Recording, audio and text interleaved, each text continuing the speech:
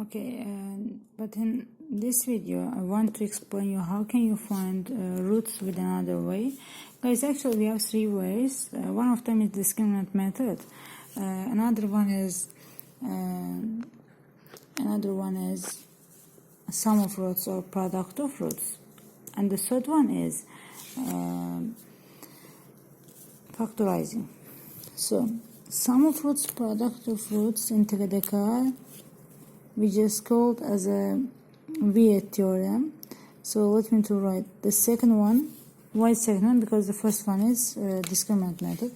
Second one, sum of roots and product of roots. Guys, you can do you can find roots with this method only in that type of question when you don't have any, how can I say, coefficient of x squared. You can do, for example, with a coefficient form, but it's also a bit hard. It's not sweet.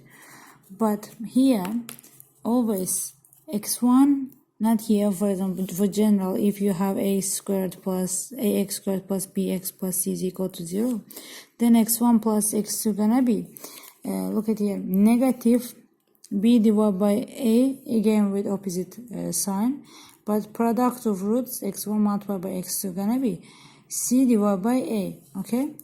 So let me to calculate for this equation. x1 plus x2 is equal to what? Negative, look at here, let me try negative, because we have a negative sign in our standard form. Negative again, so, what's that? So what's b? Guys, b is negative 2. Again, if I write here negative 2 divided by a. Here, our a is 1, because a means coefficient of x squared, which one is 1. Negative gonna be positive, and 2 divided by 1 is 2. And x1 multiplied by x2 means c divided by a. What's c? C is 3. So 3 divided by a is again 1. Which one is 3? Then sum of roots is 2. Product of roots is 3. You should thinking about that. What times by what is 3? Sorry guys. I just confused here. It should be, this one is 3. And c should be 2. Okay, so let me change it. Negative 3, and the answer gonna be positive 3. Okay, sum of roots should be positive 3, and product of roots gonna be positive 2. So now you can see, just thinking, what times by what is 2, and what plus what is 3. Guys, if I take 1 and 2, 1 multiplied by 2 is 2, but 1 plus 2 is 3. So it's true for both of them, yes? So then I can write x1 is 2 and x2 is 3. That's it.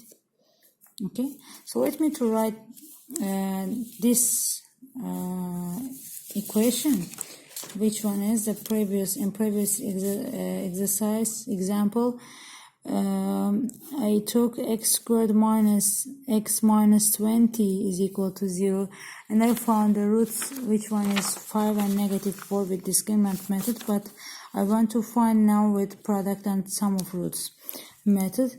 So x1 plus x2 is equal to negative b divided by a, yes. So negative, and b is what? Negative 1 here. I should write negative 1 divided by a is what? 1 again. So it's gonna be positive 1.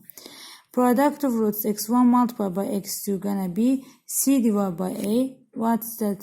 C is negative 20 divided by a is what? So it's gonna be negative 20.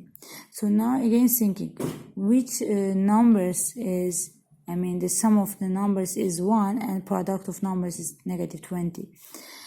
So it is gonna be, guys, for the 20, you know that this product can be 5 and 4 or 1 and 20, yes? So it can't be 1 and 20 because the sum should be 1. So it can be 5 and 4, but one of them is negative because the product is negative and sum is 1. If sum is 1, this means the biggest one is positive, yes, because we should keep the sign of biggest one. So if I take 5 and negative 4, 5 times by negative 4 is negative 20, and 5 plus negative 4 gonna be positive 1. So that's why x1 is 5, x2 is negative 4. Okay, so it's easy than discriminant method, okay, calculating roots. So that's it.